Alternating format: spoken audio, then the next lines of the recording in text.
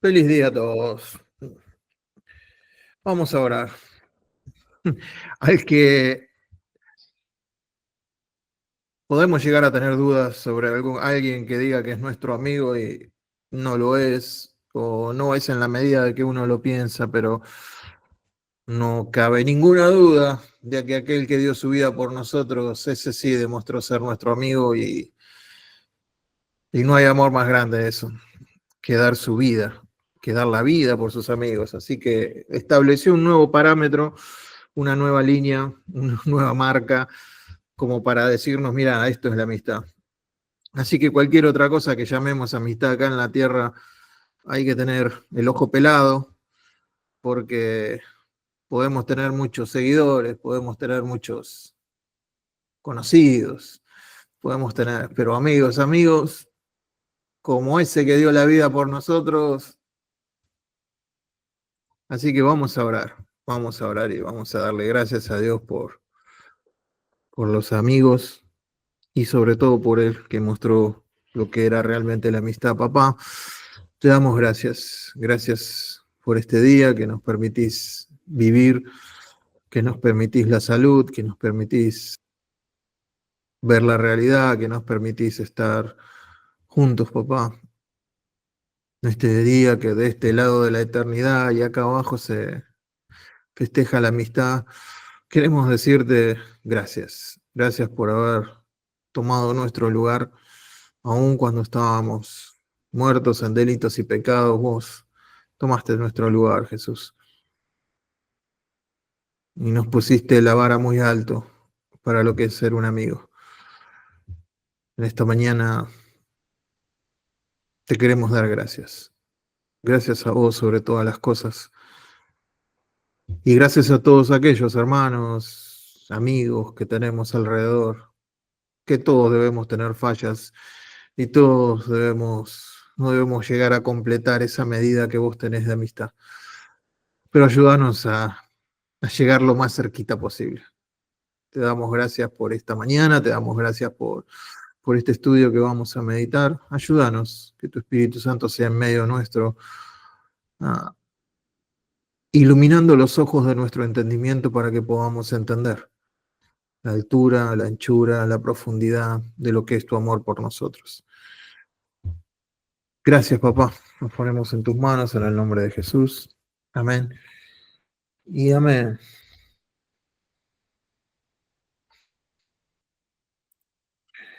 Muy bien, ya estamos orados. Bienvenidos a los de las 10:15. Hoy vamos a comenzar ya, dejamos atrás el otoño del corazón y vamos a comenzar con el invierno del corazón. En realidad, este fue el mensaje que Dios me dio. Bueno, en realidad el mensaje que Dios me dio va a empezar la semana que viene, pero como maestro siempre le voy encontrando, pero para entender esto tendría que explicar esto. Y para entender esto debería ir un poquito para atrás, y un poquito para atrás, y un poquito, y vamos para atrás y termino explicando siempre Génesis. Bueno, no, exagerado. Pero el libro en el que vamos a meditar es muy importante, sobre todo para los que hemos pasado mucho tiempo en la iglesia, porque se nos ha taladrado con ese versículo, con ese pasaje y con ese libro. Nosotros hoy vamos a ir un poquito más atrás, como ya les digo. Si ustedes se conectan, saben que se están conectando con un enfermo. Así que vamos a empezar desde lo que es. Vamos a hacer un pequeño análisis de lo que es toda la Biblia cronológicamente hablando. Sabemos Génesis, Éxodo, Números, Levíticos. Levítico está dentro de Éxodo en cuestión de tiempo. Después tenemos los libros históricos, Josué, Jueces, Ruth, las dos de Samuel, los dos de Reyes y las dos de Crónicas. Esdras, Esther también es histórico, y Nehemías. Después tenemos los libros poéticos que fueron escritos en distintos momentos, pero se agrupan como poéticos. Y los libros proféticos, ahí es donde tenemos a los profetas menores. ¿Por qué se les llaman menores? Porque escribieron más cortito, no porque medían 1,50 m, sino que eran menores porque escribieron menos que los profetas mayores que escribieron más extenso. Bien, dentro de todo esto,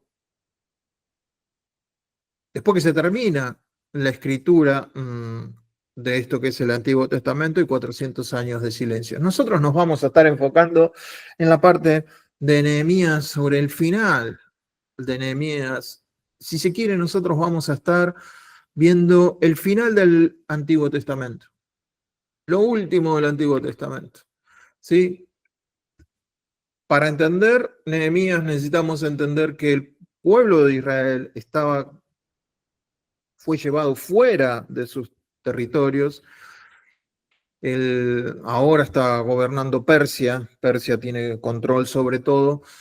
Y dentro de Persia, la persona de más confianza del rey persa era Nehemías. Pero vuelve Zorobabel con un grupo de gente, muy poquita gente, o sea, se cree que volvió un 10% de todos los que se fueron a Babilonia y después que Persa tomó Babilonia, de todo eso, se cree que vino un 10% solamente a Jerusalén.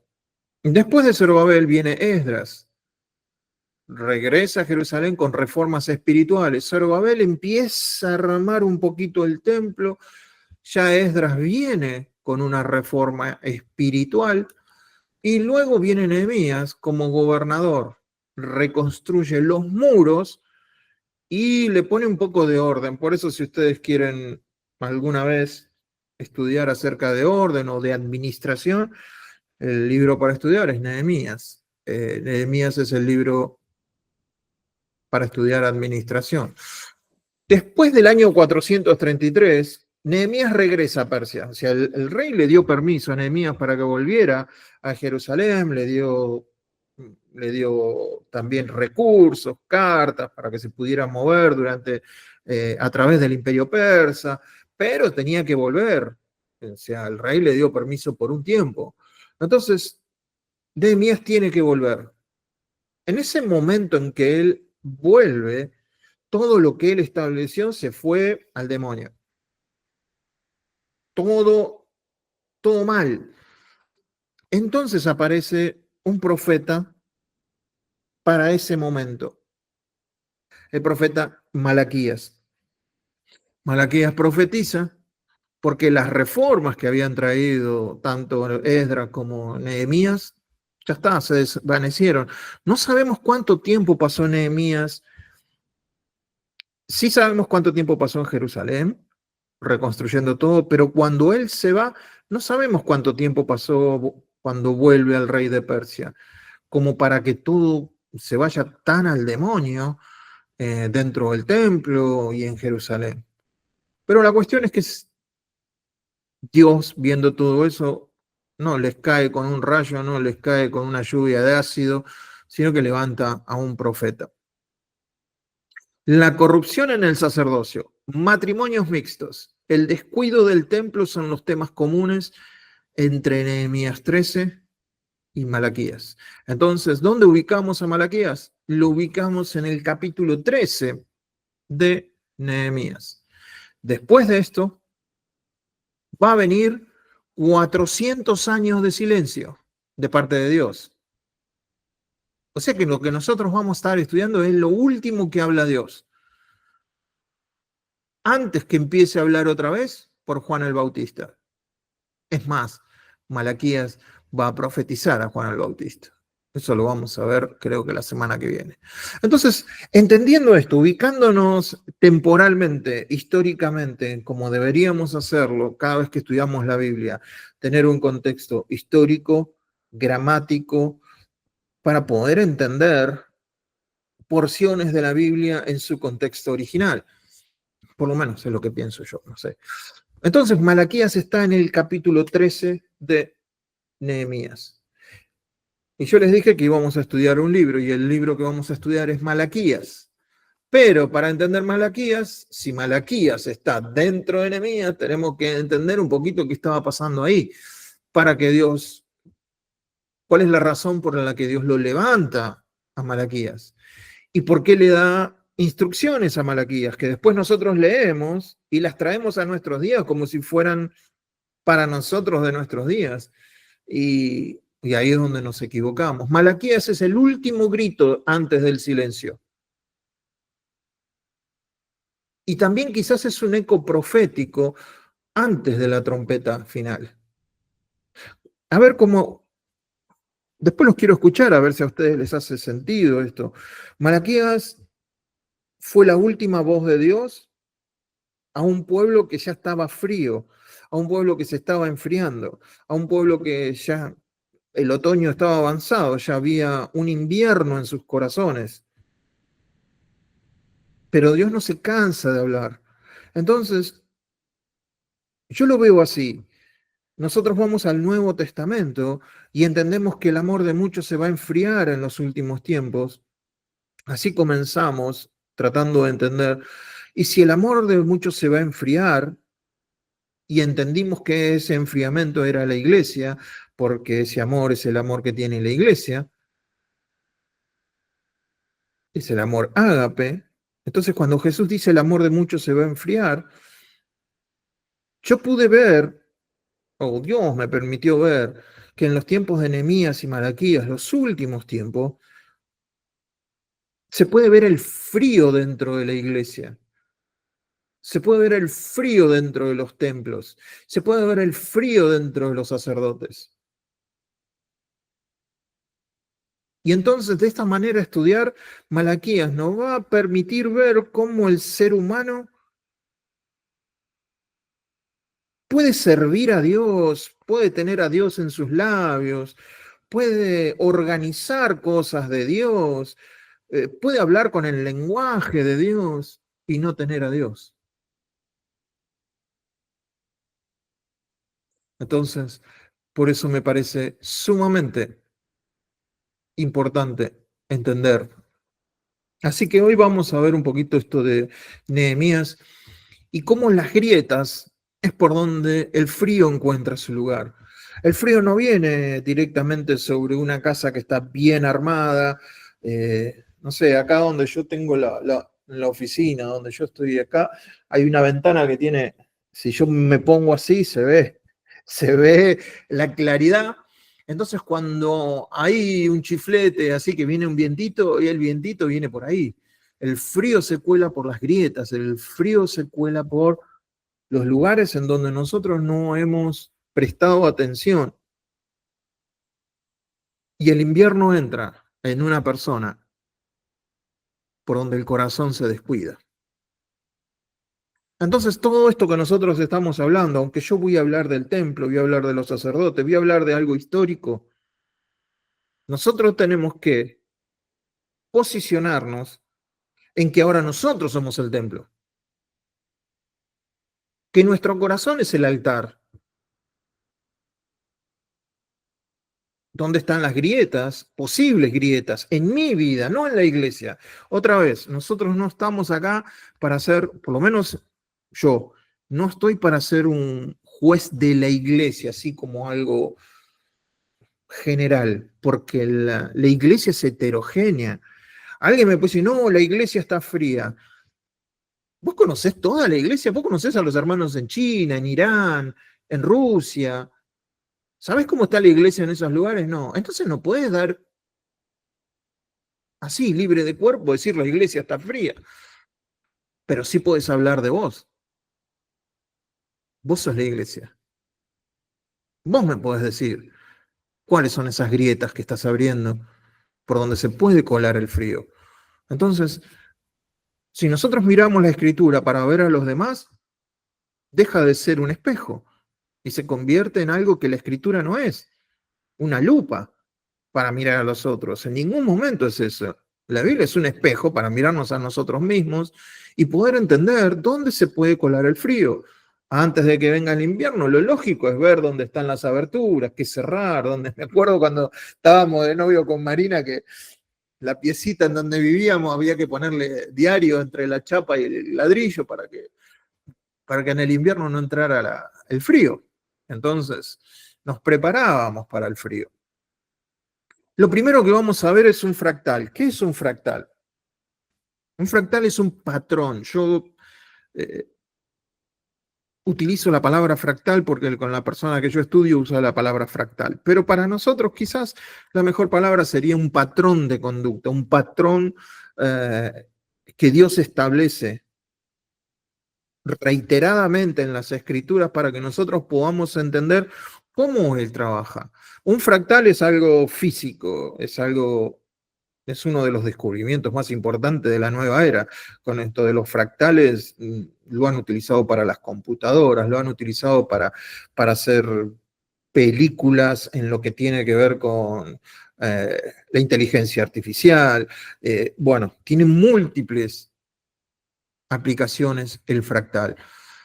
Pero nosotros vamos a verlo en orden de un patrón de conducta, y entonces encontrar los fractales en la Biblia es algo importante para nosotros, los que estudiamos en el cara a cara o en redescubrir el corazón. Encontrar un fractal es algo de vida o muerte, porque si yo entiendo que Dios va a actúa y va a actuar de la misma manera, yo me puedo posicionar sabiendo que Dios no cambia.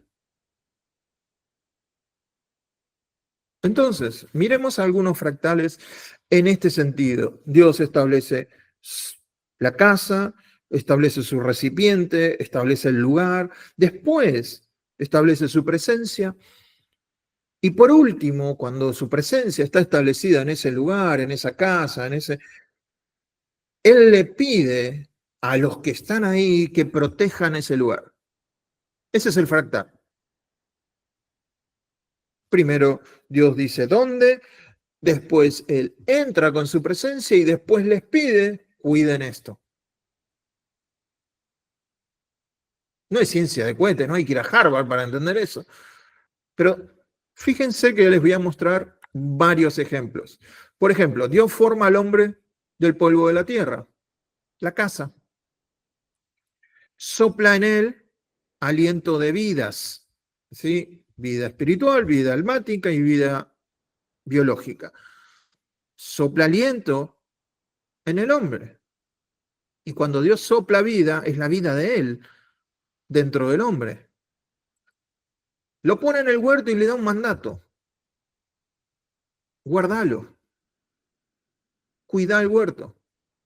Protejan esto. ¿Ven el patrón ahí? ¿Ven el fractal?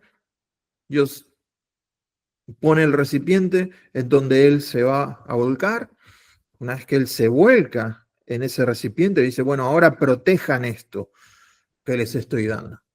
El segundo ejemplo, por ejemplo, en Éxodo, Dios manda a construir el tabernáculo. Sí, le dice a Moisés, le da un plano de cómo es el tabernáculo, cómo tiene que ser. La gloria desciende sobre el tabernáculo.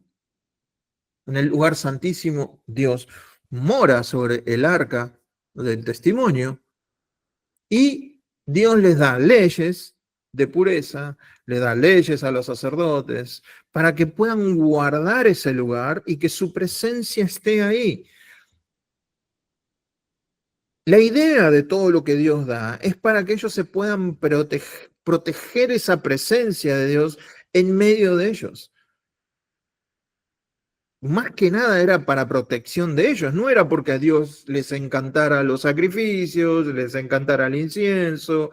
Es medio hippie Dios, ¿no? Le gusta el incienso, le gusta medio onda, escuchaba a Marley y toda esa onda. No, era para que proteger a los seres humanos, su corazón, de no enfriarse. Después el ser humano empezó a entender que esas formas eran las formas de acercarse a Dios y cambiaron las formas que tendían a ser para protección, las cambiaron como instrumentos para acercarse a Dios. Y ahí viene la equivocación.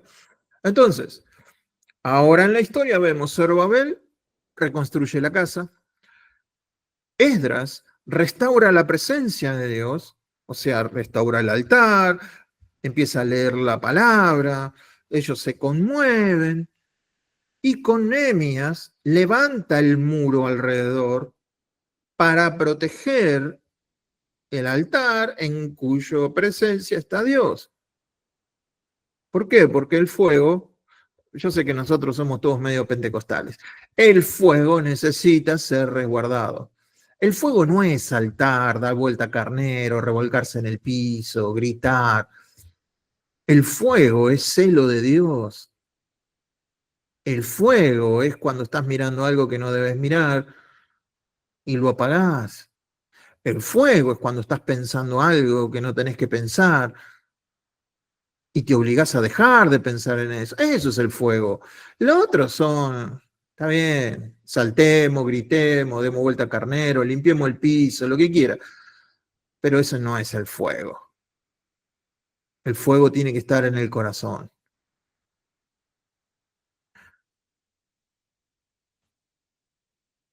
La expresión máxima de este fractal, obviamente, es nuestro Señor Jesucristo. Él dice, un cuerpo me preparaste.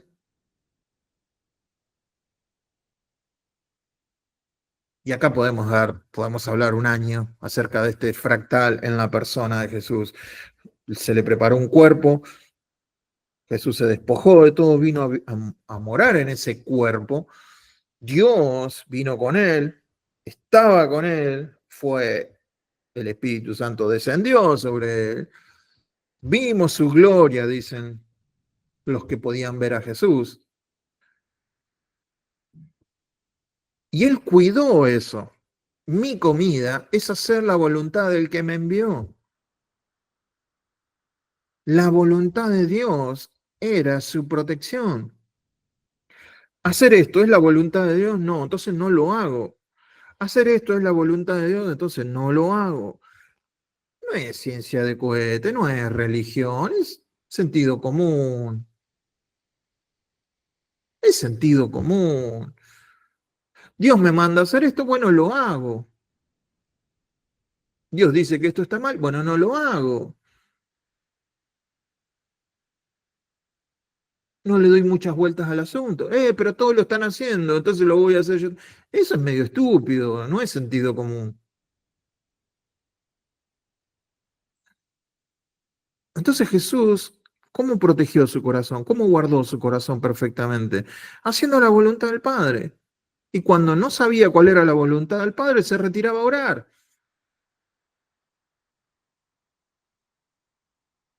para buscar la voluntad del Padre. Y por último,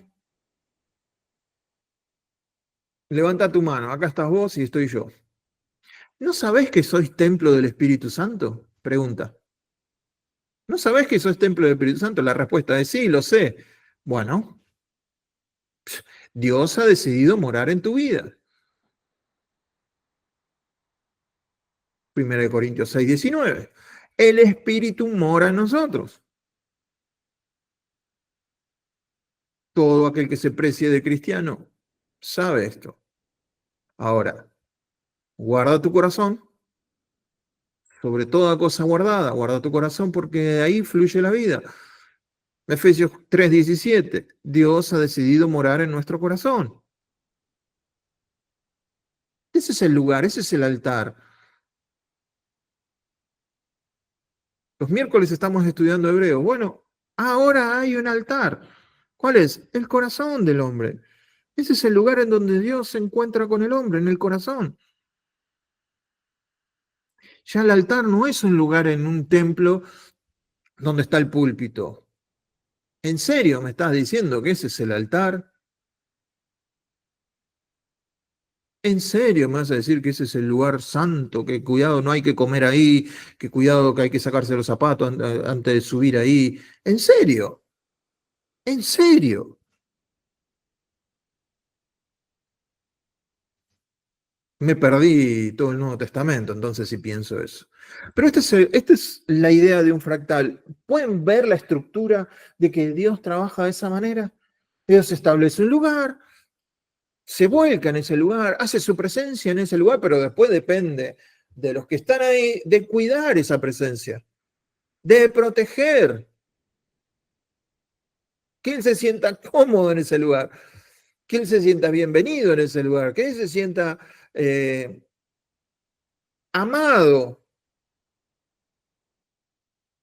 por la persona que contiene su presencia.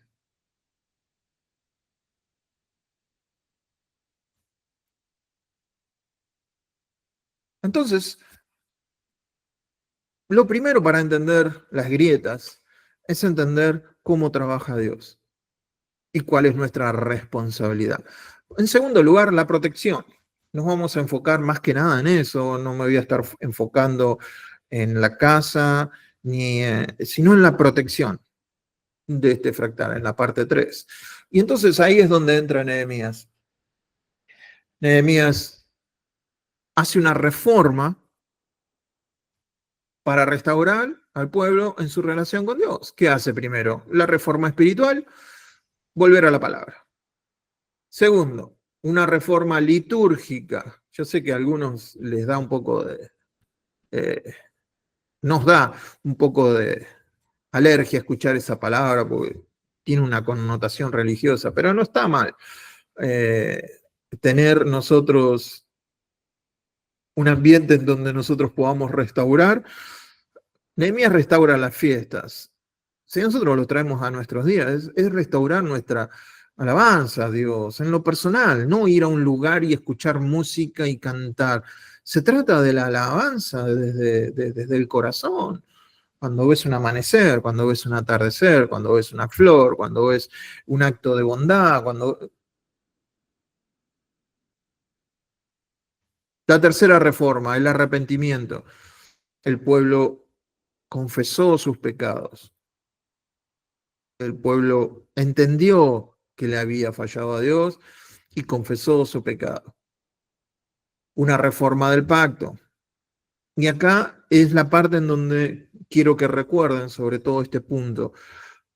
Porque acá hacen un pacto, otra vez, así como los 10 mandamientos, que todos dijeron, sí, nosotros vamos a cumplir este pacto. Bueno, acá hay 5 áreas en donde el pueblo se compromete.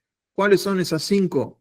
No casarse con extranjeros, guardar el sábado, guardar el año sabático y el perdón de deudas, sostener el templo con ofrendas, primicias y diezmos, y no abandonar la casa de Dios, o sea, no dejarla a la deriva. Otro profeta para este tiempo también es Ageo, ¿no? Que también es uno de los que dice, ustedes dicen que la casa de Dios no hay que ir, pero ustedes se están haciendo su casa, ¿no? Entonces, estos son los 5 compromisos específicos. Es importante que tengamos esto en mente. Y reforma organizacional del culto, de la ciudad, organiza todo como el mejor organizador, Nehemías, organiza el culto, la ciudad de esa manera. Ahora, ¿cómo se protege? De esa manera.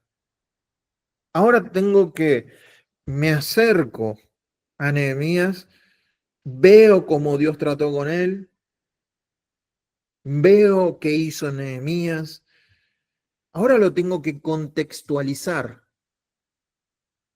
Esta es la parte más difícil. Esta es la parte en donde tiene que salir en nosotros, la neurona tiene que estar despierta a esta hora. Tomate 2 cafés, contextualizar requiere un trabajo personal con el Espíritu Santo, decir, ¿cómo aplico esto?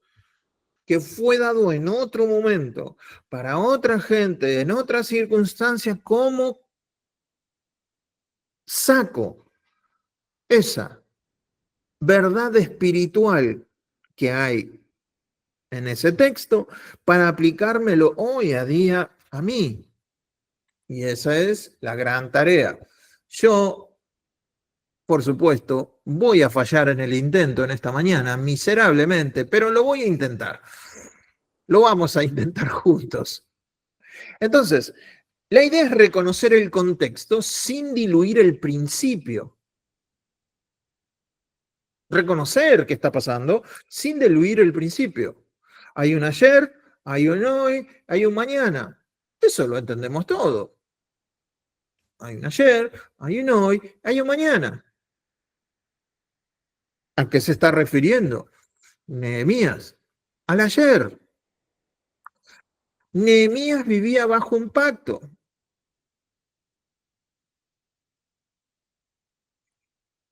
era un pacto nacional teocrático. Nacional teocrático, como hoy se puede entender, salvando las distancias, obviamente. Irán, eh, ¿quién otro se me viene a la mente? Mm, Bueno, ninguno así tan conocido. Irán tiene un pacto nacional teocrático, el que rige todo ahí es Dios, o sea, Alá, por medio del ayatolá, y ahí es todo teocrático, nacional. Entonces ahí podemos ver cómo era en aquel tiempo el trabajo de Dios con el pueblo. Nosotros vivimos en un pacto nacional teocrático, hoy no, todo lo contrario. Entonces no podemos aplicar esas cosas a nuestros días. Israel era el pueblo elegido, con un templo físico, una ley visible y tenían consecuencias inmediatas de las cosas que hacían. Hoy nosotros no necesariamente tenemos que tener un templo físico. No hay un templo en el que Dios haya dicho, acá va a estar mi presencia. Bueno, sí, en cada uno de nosotros. Entonces, ¿ven las diferencias de que no puedo aplicar lo que vamos a leer de Nehemías literalmente a nosotros? Hoy Hoy es distinto a lo que vamos a leer. Entonces, reconocer el contexto sin diluir el principio. Hoy vivimos bajo un nuevo pacto en Cristo. Ya no estamos bajo el pacto de Nehemías o Malaquías. Estamos en un nuevo pacto. Si no entendemos eso, no vamos a entender Biblia. Vamos a confundir y vamos a lastimar y vamos a ponerle cargas a la gente que no tienen que tener hoy. Porque si estamos en un nuevo pacto, la ley ya pasó. Ahora mi pregunta es, ¿qué parte de la ley pasó? ¿Las que vos crees? ¿Las que a vos te gustan? ¿O todas? En mi modesto entender es todo. Todo, absolutamente todo. Por eso estoy en un nuevo pacto. Si es un nuevo pacto, Hebreos dice, lo otro está destinado a desaparecer. Ya se deshizo. Ya Cristo cumplió la ley. Entonces, no, lo que pasa que, bueno, no te gustan los tatuajes del Antiguo Testamento, pero usas ropa mezclada. Por lo que yo veo acá, hay algunos que tienen algodón mezclado con licra. Y eso está prohibido. Ponele, lo veo a Juan, me veo a mí, no tenemos barba y está prohibido según la ley. Tendríamos que tener barba y no cortarla. Ah, no, pero esa no. Yo digo la otra. ¿Quién sos vos para decidir qué parte de la ley? Es mucho más fácil que eso. Ya la cumplió Cristo toda. Ahora estoy en Cristo, en un nuevo pacto. Tan difícil es. Las cosas viejas pasaron y aquí son todas hechas nuevas. Donde el templo es el corazón, la ley escrita está escrita en nuestros corazones y el reino no es un reino geopolítico, sino uno espiritual. El reino de Dios es ahora y todavía no. Ya estamos dentro del reino, todavía no lo vemos completo. Entonces, no aplicamos las acciones literalmente, pero sí necesitamos escarbar para extraer del texto los principios bíblicos, espirituales, que sí son eternos. Y ahí es donde necesitamos al Espíritu Santo, que nos ayude a entender lo que se dio en el Antiguo Testamento, porque toda la escritura es útil para enseñar, para aprender, para instruir, para ser corregida. Toda la escritura. Pero hay que entender Si estamos en un nuevo pacto, ver el viejo pacto y entenderlo de esa manera. Bien. Nehemías 13. Yo voy a empezar a leer un poquito Nehemías 13. Todo esto fue una introducción. Se me fue la mano con la introducción. Pero bueno, Nehemías 13. Cuando él regresa de Persia. Voy a leer hasta el 9. Dice, aquel día, estoy en Nehemías capítulo 13, versículo 1. Aquel día leyó en el libro de Moisés, oyéndolo el pueblo, y fue hallado escrito en él que los amonitas y los moabitas no debían entrar jamás, subrayen la palabra jamás, en la congregación de Dios. ¡Epa! Por cuanto no salieron a recibir a los hijos de Israel con pan y agua, sino que dieron dinero a Balaam para que los maldijera. Mas nuestro Dios volvió la maldición en bendición. Cuando oyeron, pues, la ley, separaron de Israel a todos los mezclados con extranjeros. Fíjense que qué interesante, leen algo en la palabra, se dan cuenta que lo están haciendo mal y lo corrigen. Y antes de esto, el sacerdote Eliasib, siendo jefe de la cámara de la casa de Dios, había emparentado con Tobías. Si ustedes leen el libro de Nehemías, se van a dar cuenta que Tobías era la piel de Judas, como diría mi abuela, para el pueblo de Israel. Fue el que más se opuso a que el pueblo de Israel reedificara el templo y la ciudad. Pero ahí está. El sacerdote Eliasib era jefe de las cámaras, o sea, de las habitaciones, y había emparentado con Tobías. ¿Eh? Hay que ver, capaz que un hijo de él se casó con una hija de él, no sé, emparentaron. Pero fíjense el versículo 5, y le había hecho una gran cámara en la cual guardaban antes las ofrendas, el incienso, los utensilios, el diezmo del grano, del vino y del aceite que estaban mandados dar a los levitas, a los cantores, a los porteros y la ofrenda de los sacerdotes. Fíjense que acá el diezmo no era plata, era grano, vino, aceite. Bueno, entonces, este hombre estaba a cargo de las habitaciones, de los almacenes, por decir algo así, del templo. Pero había emparentado con Tobías, versículo 6. Mas a todo esto, yo no estaba en Jerusalén. Acá viene el dato clave. Nehemías no estaba en Jerusalén si no hubiera permitido esto. Nehemías tiene que volver a Persia, tiene que volver al rey, y en ese momento ocurre todo este descalabro. Yo no estaba en Jerusalén porque en el año 32 de Artajerjes, rey de Babilonia, fui al rey. Y al cabo de unos días pedí permiso al rey. Acá al cabo de unos días pueden ser días, pueden ser, es como, acá tómenlo como que Nehemías es argentino. Cuando te dicen tal día te lo entrego, pueden ser semanas, años, lustros, puede ser cualquier cosa. Entonces, puede ser que haya sido mucho tiempo. Algunos piensan que para que ocurriera este descalabro tienen que haber pasado mínimo 2 años con la ausencia de Nehemías. Entonces, y al cabo de algunos días pedí permiso al rey para volver a Jerusalén.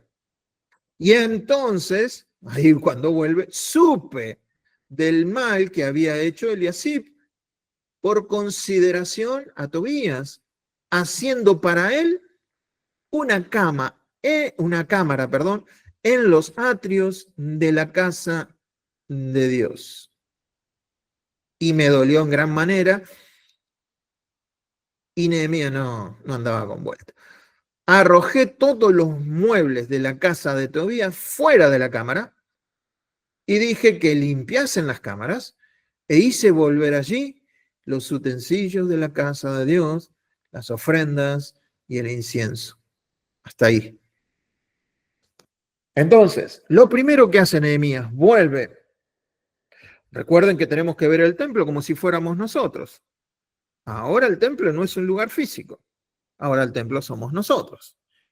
Si nosotros tomamos como un templo, y está bien que alguien lo tome como una iglesia local y que dentro de la iglesia, pero podemos hacer eso dentro de una iglesia local en nuestros días, pero si los corazones no están correctos, no sirve de nada. Que tengas una iglesia así pulcra y los corazones, sí es ahí donde Dios está mirando. Entonces, fíjense que acá Tobías, el mayor de los enemigos de Israel, emparentó con un sacerdote y el sacerdote le dijo, vení, venite del templo que te doy una habitación acá. Es acá en donde tiene que salir tu lado aplicativo de la palabra.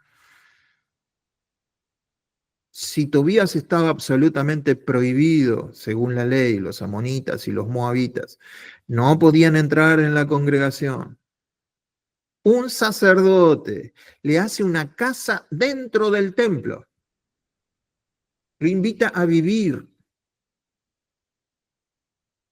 Mi pregunta es, ¿cuál puede ser un Tobías en nuestras vidas hoy en día? Si hoy viniera, supongamos, Nehemías a tu templo, que es tu vida, que es tu corazón, ¿a quién sacaría patadas?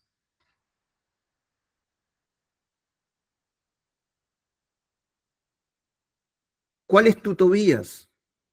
Que Dios dice, no, pero vos decís, bueno, le voy a hacer una habitación, un cuartito, lo voy a mantener ahí, lejitos, pero esa es la aplicación que tenemos que hacer. ¿Cuál es tu Tobías? Puede ser, acá yo no me quiero poner dogmático ni hinchacoco, porque un Tobías para mí quizás no es un Tobías para Noé, quizás no es un Tobías para Juan, no es un Tobías para mí, para María, y quizás el Tobías para ustedes no es un Tobías para mí. Por eso acá es donde nosotros tenemos que mirar, decir, bueno, a ver a quién dejé entrar, cuál fue la grieta que le di lugar. Puede ser, puede tomar el lugar de música, puede tomar el lugar de, no sé, algo visual, puede tomar el lugar de algo, no sé, de amistades, puede tomar el lugar de hábitos o de consumo de algo. Que Dios dice, no, pero uno dice, bueno, le voy a hacer un cuartito, porque ahora yo estoy en libertad, ahora estoy en la gracia. Y eso es entender todo para la mona. Porque ahora los responsables somos nosotros mismos del templo. Ya no tenemos un Nehemías afuera, ya no tenemos un sacerdote, ya no tenemos a alguien que, ahora somos nosotros mismos que tenemos que cuidar ese lugar. Entonces expulsó a Tobías del templo. Restauró el diezmo y el servicio levítico. Y acá van a decir, Eduardo va a pedir el diezmo, ni Dios lo permita. Versículos del 10 al 14. Dice entonces asimismo que las porciones para los levitas no les habían sido dadas y que los levitas y cantores que hacían el servicio habían huido cada uno a su heredad. Claro, no había nada para comer, no había nada, no estaban dando el diezmo, que en ese momento era la comida para los levitas, y bueno, cada uno se volvió a su lugar. Versículo 12, todo Judá trajo el diezmo del grano, del vino y del aceite a los almacenes. Restauró eso Nehemías. Versículo 13, y puse por mayordomos de ellos a sacerdotes Selemías y al escriba Sadoc, y de los levitas a Pedaías, nunca un José, un Juan, un nombre rarísimo. Y al servicio de ellos, Anán, hijo de Sacur, hijo de Matanías, porque eran tenidos por fieles y ellos tenían que repartir a sus hermanos. Fíjense la característica de alguien por lo cual se elige. una persona que tiene que ser fiel. Versículo 14 dice, acuérdate de mí, oh Dios, en orden a esto, y no borres mis misericordias que hice en la casa de mi Dios y en su servicio. Es algo que va a repetir constantemente Nehemías, porque me imagino que no habrá sido nada agradable tener que encarar a esta gente, tener que restablecer todo. No es nada agradable que nosotros tengamos que cortar con cosas que ya son parte nuestra, pero no son de Dios. No es nada agradable. Bueno, por eso Nehemías lo va a repetir 3 veces. Acuérdate de mí, oh Dios, en orden a esto y no borres mis misericordias que hice con el templo. O sea, acordate de mí, pero estos son todos cabeza dura, todos corazones duros, todos estos están, pero lo estoy haciendo, acordate de mí en esto. Restauró, cerró las puertas de Jerusalén en sábado para frenar el comercio. 15 al 22 dice, en aquellos días vi a Judá a algunos que pisaban en lagares en el día de reposo y que acarreaban haces y cargaban asnos con vino y también uvas de higo, toda suerte de carga, y que traían a Jerusalén en el día de reposo. Y los amonesté acerca del día en que vendían las provisiones. También había en la ciudad tirios que traían pescado y toda mercadería y vendían en el día de reposo a los hijos de Judá en Jerusalén. Y reprendí a los señores de Judá y les dije, qué mala cosa es esta que vosotros hacéis, profanando así el día de reposo. ¿No hicieron así vuestros padres y trajo nuestro Dios todo el mal sobre nosotros y sobre esta ciudad? Y vosotros añadís iras sobre Israel profanando el día de reposo. Sucedió pues que cuando iba oscureciendo a las puertas de Jerusalén, antes del día de reposo, dije que cerraran las puertas y ordené que no abriesen hasta después del día de reposo, y puse a las puertas a algunos de mis criados para que en el día de reposo no introdujeran carga. Y se quedaron afuera de Jerusalén 1 y 2 veces los negociantes y los que vendían toda especie de mercancía. Y los amonesté y les dije, ¿por qué os quedáis vosotros delante del muro? Si lo hacéis otra vez, os echaré mano. Desde entonces no vinieron en día de reposo. Y dije a los levitas que se purificasen y viniesen a guardar las puertas para santificar el día de reposo. También por esto, acuérdate de mí, Dios mío, y perdóname según la grandeza de tu misericordia. Ay, Dios, qué cosa, tengo que hacer todo esto por enemías. Entonces, ¿qué hizo? Cerró Jerusalén, lo cerró.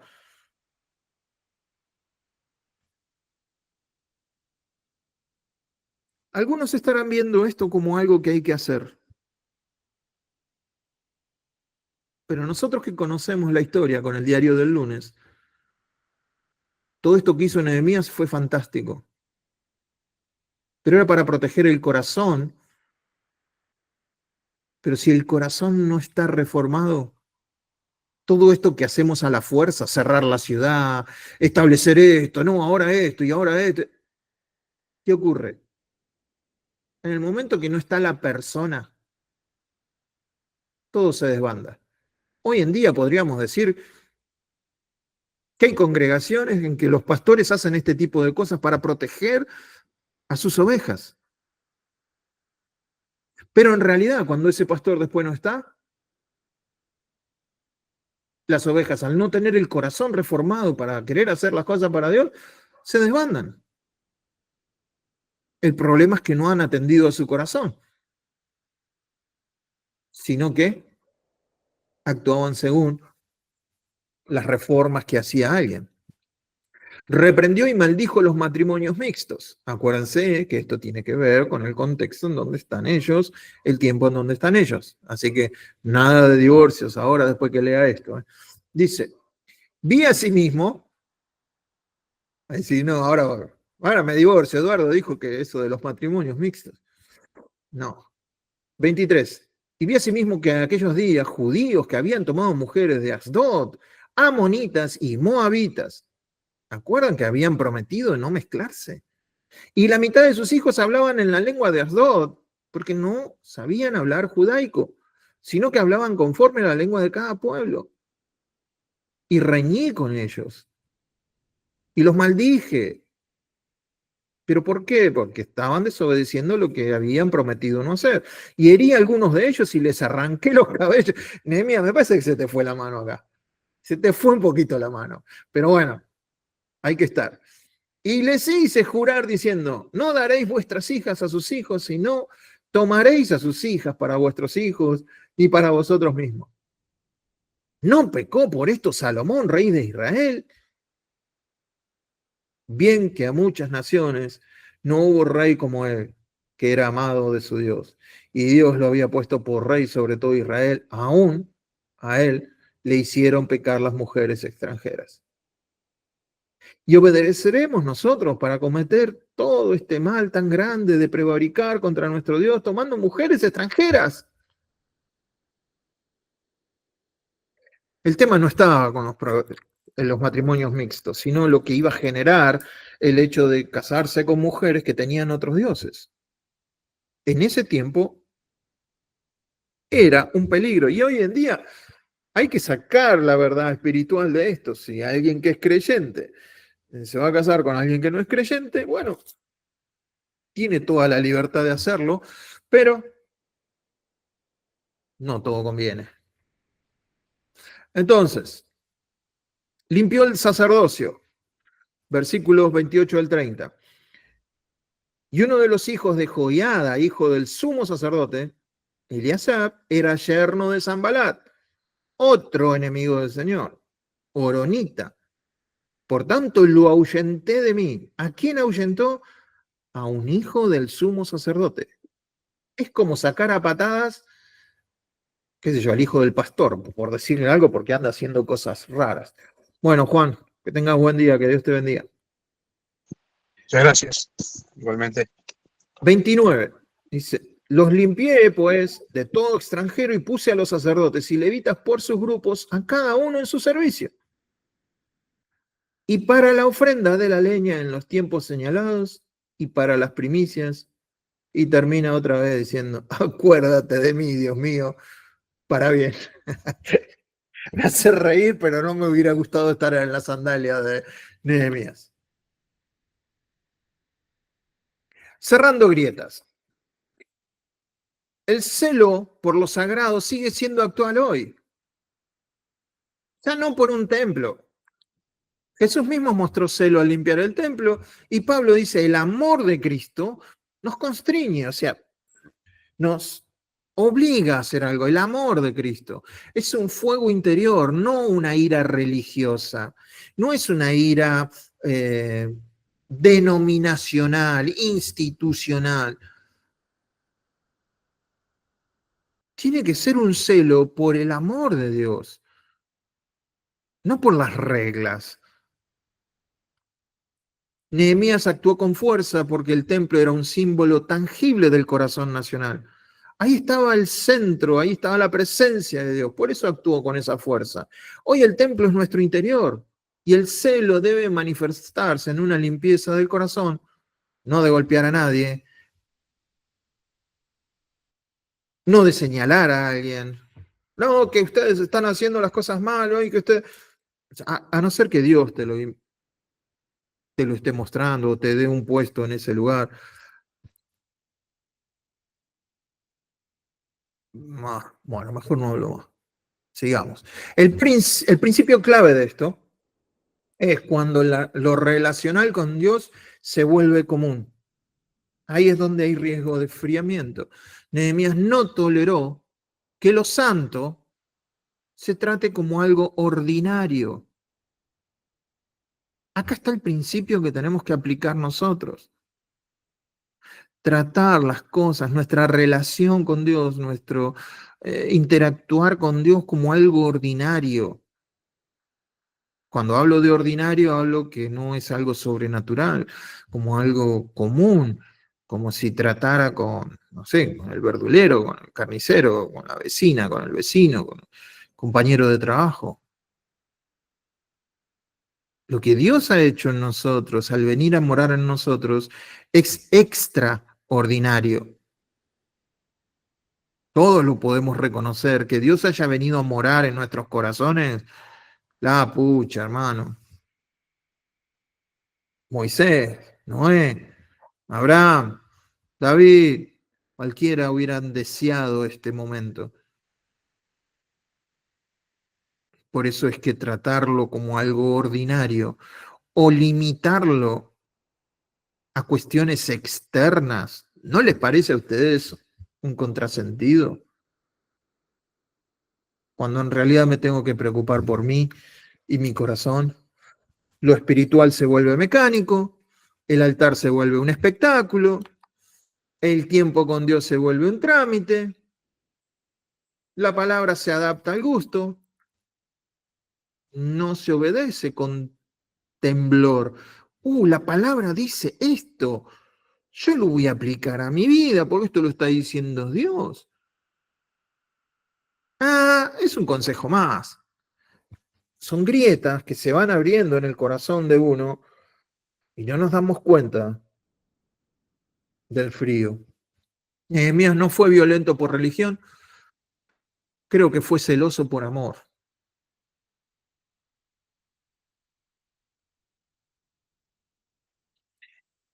Lo que él defendía con firmeza era la santidad del corazón nacional ya restaurado, o sea, ese espacio era el corazón nacional de la presencia de Dios. Entonces Nehemías lo defiende con uñas y dientes. Yo ahora no tengo que defender un lugar. Bueno, sí, es mi corazón. Nadie lo va a pelear por mí. Nadie me va a decir, Eduardo, necesitas unas vacaciones. ¿Cuántos de ustedes me van a decir en algún momento, Eduardo, estás enseñando mucho? ¿Por qué no te tomas un domingo para la familia? No, dame, yo, hasta que vos explotes. Entonces, ¿quién tiene que cuidar eso? Tengo que cuidar yo. Es decir, ¿saben qué? Me tomo un mes. ¿Saben qué? Hasta nuevo aviso, no hay cara a cara. Y bueno, ¿qué va a hacer? Así es la cosa. Si yo no me cuido mi vida espiritual, ¿quién la va a cuidar por mí? Malaquías será entonces el último faro de la helada total. Malaquías va a ser el profeta que va a encender una advertencia. El amor se está enfriando. Por eso, a mi modesto entender, Malaquías o el estudio de Malaquías nos va a ayudar a entender ese futuro, no sé si cercano o lejano, en el que el Señor dice, y el amor de muchos se va a enfriar. Vamos a poder ver una actitud de corazones enfriándose, Dios clamando porque los corazones vuelvan a Él, siempre va a haber un remanente. Pero esta es la idea. De esta manera nos estamos preparando para ver lo que dice Dios a través de un profeta en el tiempo más frío de la historia de Israel. ¿Cómo aplicamos esto hoy? Mejor dicho, vos tendrás tus propias aplicaciones, me imagino, con el Espíritu Santo dentro tuyo. Yo voy a hacer las mías porque soy el que estoy hablando. Pero esto no necesariamente es pertinente para cada uno de nosotros. A cerrar las grietas. ¿Por dónde está entrando frío en mi vida?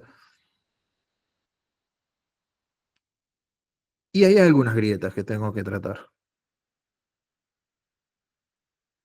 para cuidar ese calorcito interno, ese fuego interno.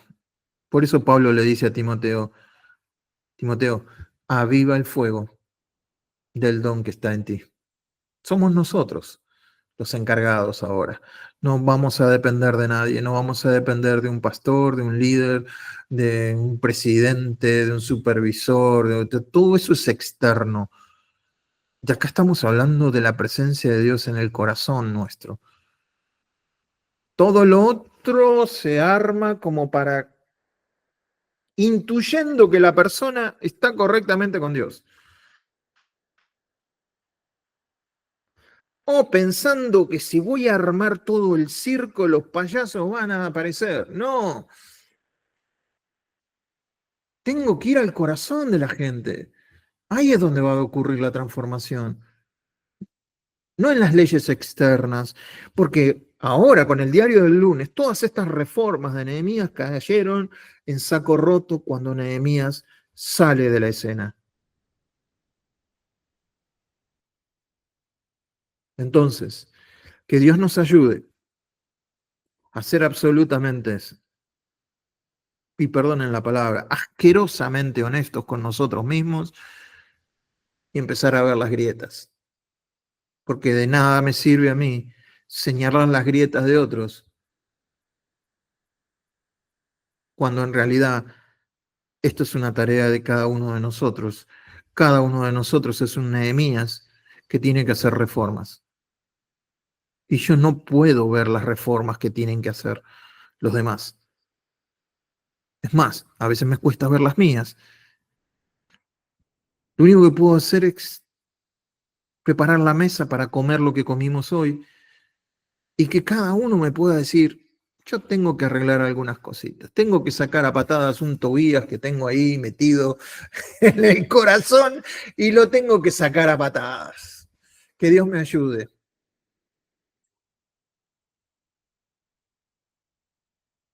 ¿Les parece que oremos para que Dios nos dé esa fuerza y que cuando la gente nos vea a nosotros podamos darle este mensaje, no decirle a la gente dónde está mal?